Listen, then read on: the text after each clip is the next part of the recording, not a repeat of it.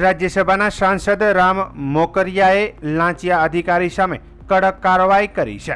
એક સરકારી ખાતાના અધિકારીએ ગેરરીતિ માટે 25,000 રૂપિયાની લાંચ માગી હતી।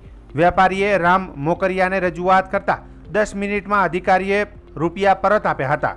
તોલમાપ વિભાગના અધિકારી રામભાઈ મોકરિયાને મળવા માટે આવ્યા હતા। તોલમાપ વિભાગના અધિકારી બંસીલાલ ચૌહાણે લાંચ માગી હતી। રામભાઈ મોકરિયાએ કહ્યું કે મારી ભૂલ થઈ ગઈ છે। નોંધનીય છે કે લાંચિયા અધિકારી વિરુદ્ધ રામભાઈએ મંત્રી તેમજ એસીબીમાં પણ જાણ કરી છે। એનો મારી ઉપર ફોન આવ્યો કે મારે ત્યાં કોઈ સરકારી અધિકારી આવ્યા છે અને મારી ફેક્ટરીમાં કંઈક ચેક કરે છે અને હેરાનગતિ છે, મુશ્કેલી છે, જરા તમે મને મદદ કરો।